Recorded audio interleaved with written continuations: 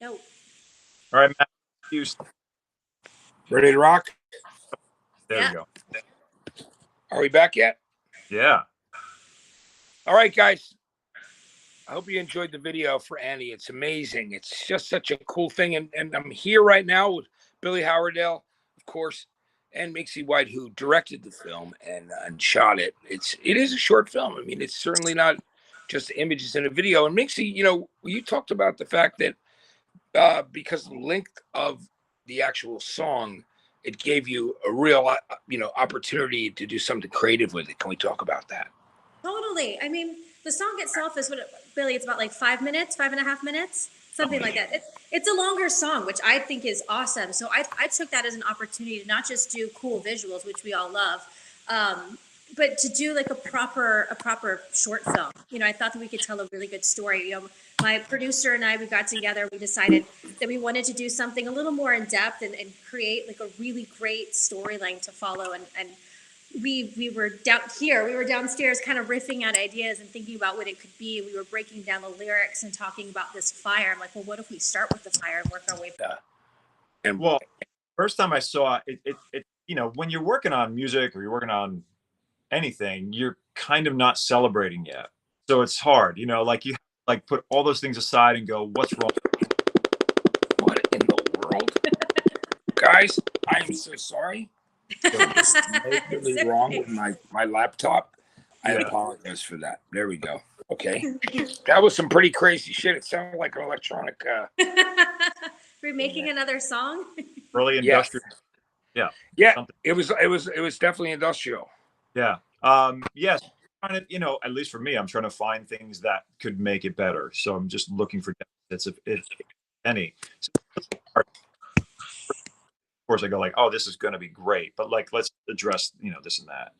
And there wasn't anything broad stroke at the video. It was all like just tightening screws down, just like edits, like little tiny things. But, just like in music, like Mynxii was saying, frames matter, not comedy matter in like, a dramatic thing like that too. So you want to kind of take away the distractions. That's the first thing I think about when I'm looking at this for the first time. And then once it's done, you sit with it and you go like, oh, it's great. Now when you sign off, you go like, it's done, and sit back. Now I can look at it for the first time, but I've looked at it 30 times already, so it's a weird it's thing. so weird sitting back. When it's done, when we're like, okay, this is the final edit, that's it, we're not touching it anymore, like, it's like edit 1, edit 2, edit 10, and then final.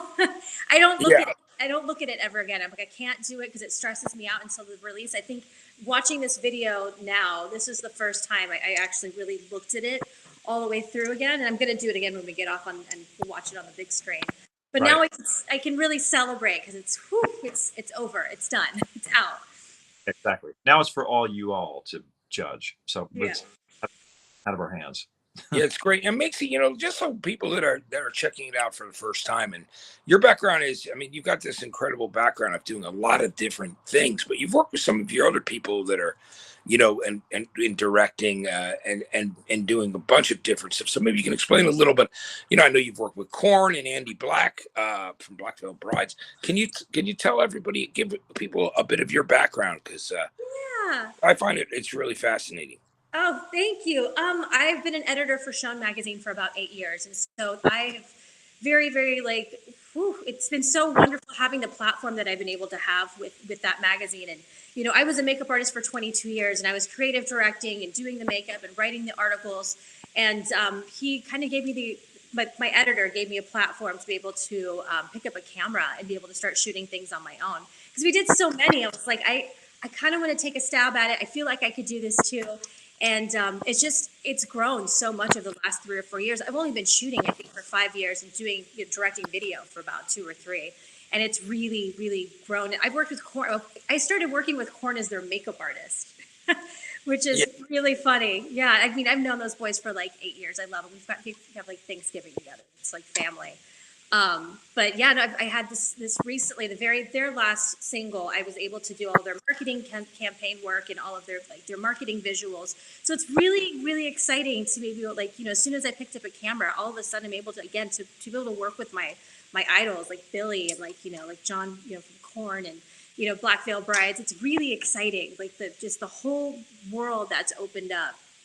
Yeah, And I mean, I like the spooky stuff too. So it's really cool. Not only being able to do what I love. Like 5 years ago, it wasn't even a figment in my imagination that I could do this. Whew, I'm getting emotional.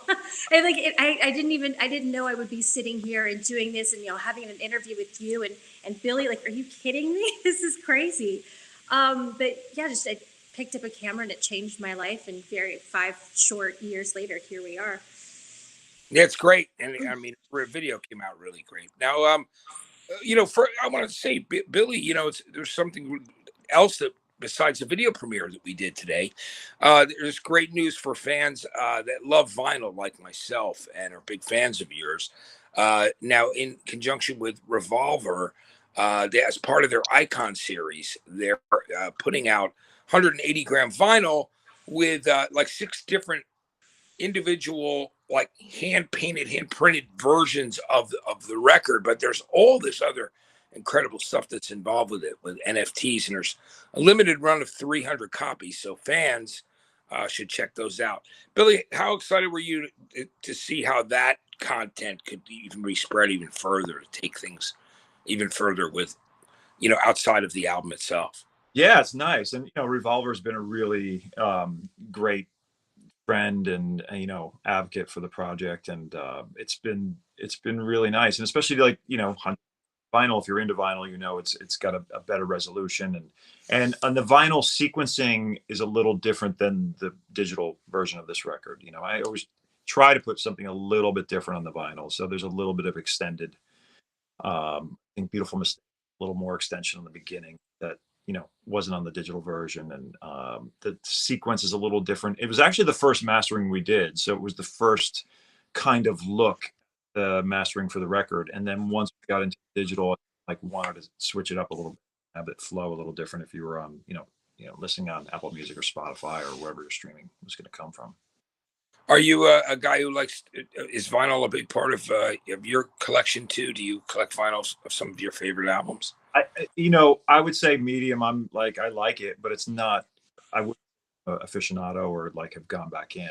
The bummer, I have to say, like personal story, like when my dad passed away in 2000, I had a ton of, and all of it, like when that happens and they sell the family house and everything goes missing, a lot, that's some of the stuff, unfortunately. So I've been kind of like rebuilding as time has gone on.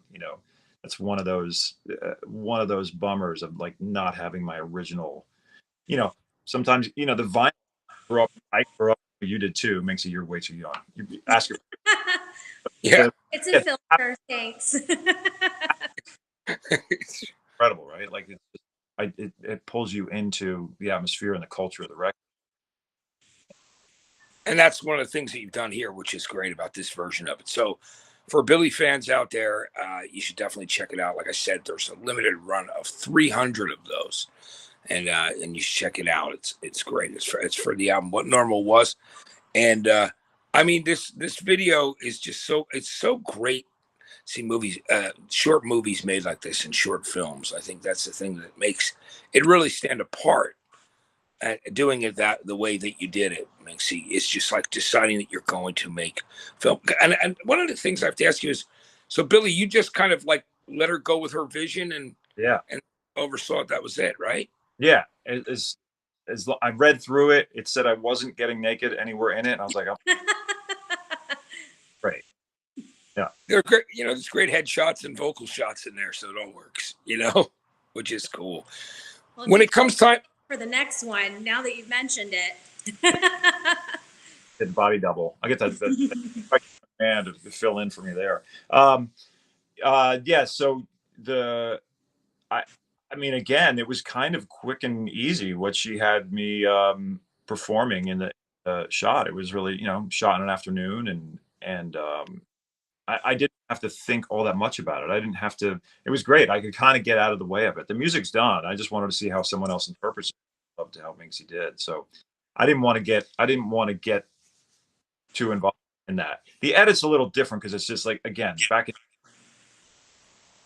as far as the whole vision, you know, she saw something in her head, and that's where you got to kind of get out of the way of somebody that has a vision in their head.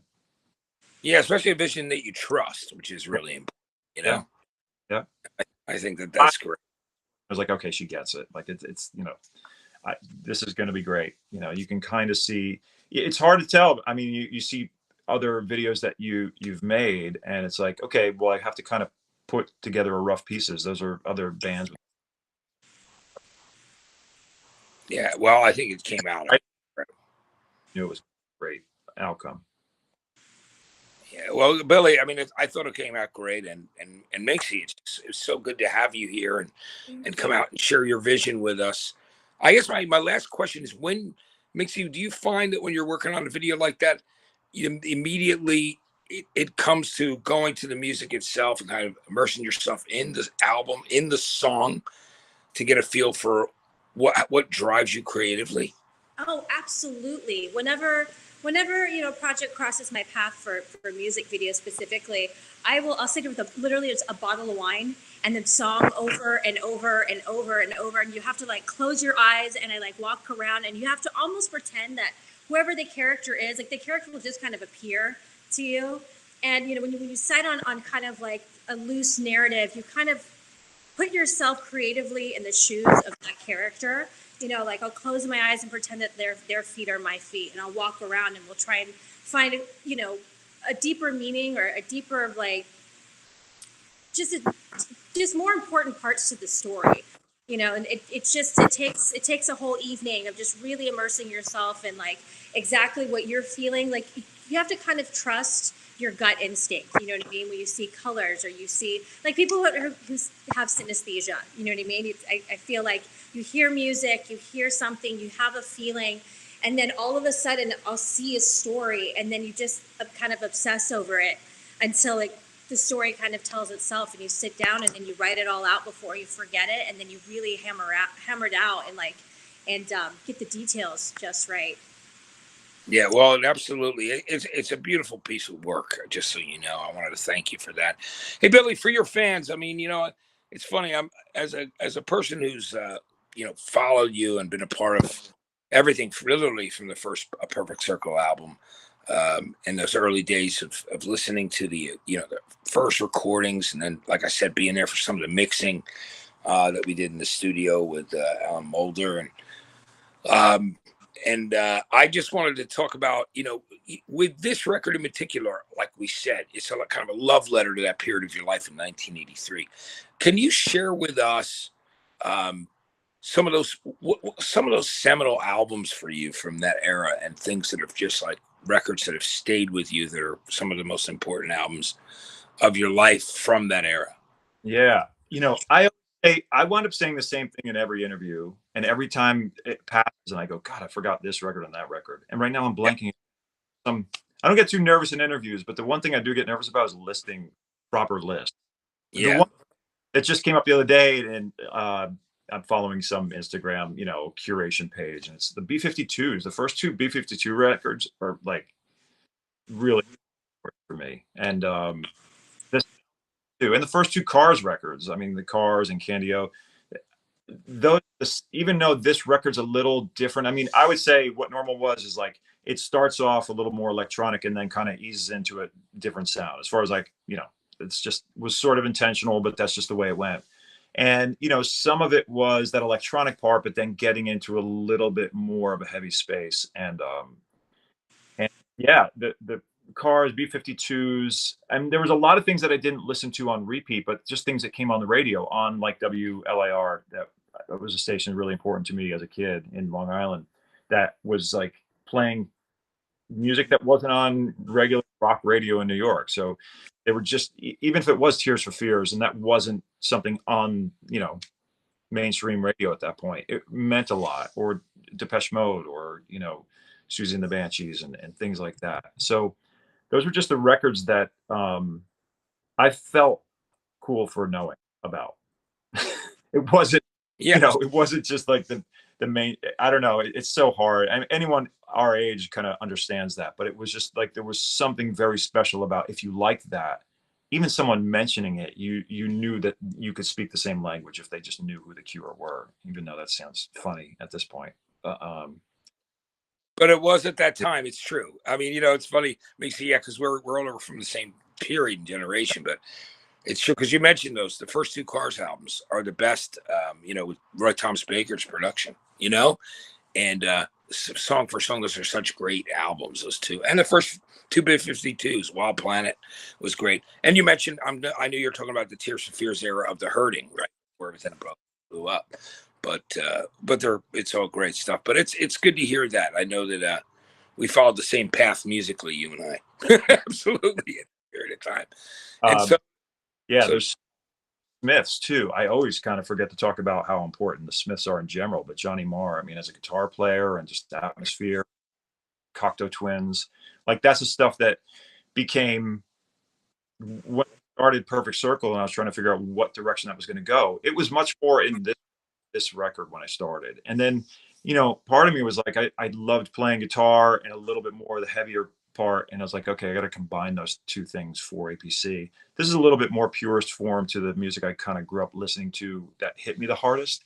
But like once I picked up a guitar in my late teen years, that's when Randy Rhoads, Ozzy Osbourne stuff really took hold, or just like any kind of heavier rock stuff. And then after that, Alice in Chains. I mean, so I kind of try to incorporate that into what became Perfect Circle. But just getting back to if I was going to release a record under my name, it's going to be where I cut my teeth. And that comes from, the era of music that greatly influenced this record, which was that obviously trying to put a modern twist on it, right? Like just trying to not be stuck back in the past, but just, certainly heavily influenced by it. And I think you can hear that. And hopefully, we succeeded in trying to, give it a 2022 spin. It absolutely does, and it comes across that way. It's great. And listen, I want to thank you both for taking the time to do this today on Instagram Live and for us. And Rodeo and everybody that was involved, and everybody who tuned in and checked it out. Thanks for spending time with us today, and thanks for debuting Annie, the new video. And I want everybody to go check out What Normal Was, which is the new album from Billy Howerdel. It's through Alchemy Recordings and BMG, and also, if you're a vinyl fan, don't forget, it became available today. Make sure you go and you order that and check it out. The special edition through Revolver, part of their Icon series, which is, it's cool. And you know what I love, Billy? It's funny now that you mentioned that you make the vinyl a little different for everything you've done with APC too. I need to go back and check those out and figure out what you know what I mean? Some of the things that you've done on there. Go look at Meriden Elms. I mean, that definitely, there's a little bit of there's some difference, I mean, Sleeping Beauty has an intro to it that I never put on the digital, but it's like, I wanted it to be a little bit different. A version that we did wind up doing live, but it's different on the vinyl. So, I just like too. I mean, there is to have the full gate for everything, but if there's a little Easter egg, then that's my one. Yeah, that's great. I do have the double vinyl of the 2-record fold-out vinyl of Meriden Elms. One of the, when it became available. It's great. I'm going to dig it back out. But listen, the new album, What Normal Was. Then who's the lady? Who's the lovely lady? That's Mynxii White. I don't know. You don't know what you're doing here. She's the director of the. Yeah. Just hanging out. I'm just here. Yeah, Mynxii, it is so great to have you here. Thank you. And check out more of your work. Tell everybody which Korn video you did recently, and then some of the other stuff that you did. I worked on the marketing campaign for Worst Is On Its Way. So we did a billboard in Times Square. We did all of the visuals that led up to the actual video. There's another director that did that particular video, but it all of the visuals that led up to the release of that, which was super. Like, it had the Backstreet Boys vibe thing going on with it, right? Yeah, we did on that particular day. It was so much fun.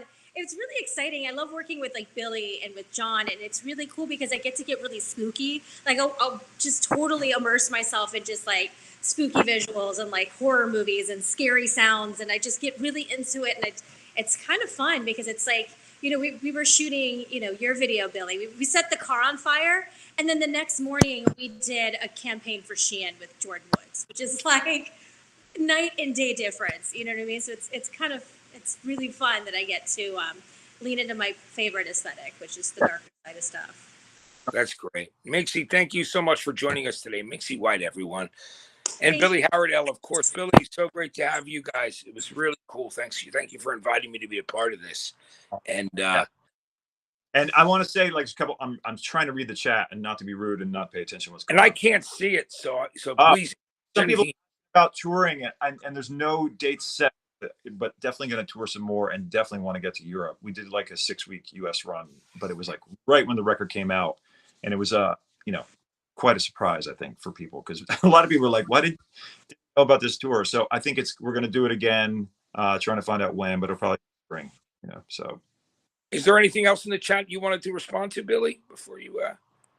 Oh, I don't know. Let's see. No, Matt is not Maynard. Let's. God, should I read all the? I don't know. Is there any? My mother threw her scarf on stage at the Hulu Theater in New York City, and you kissed her hand front row. Now I love you. I love your music style. You're amazing. That's so cute.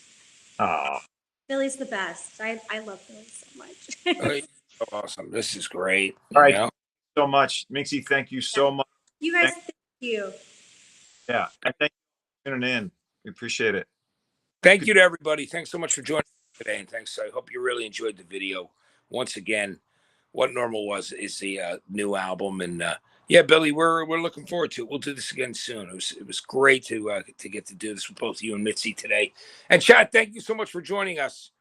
Oh, awesome. Yeah, thanks. All right, guys, take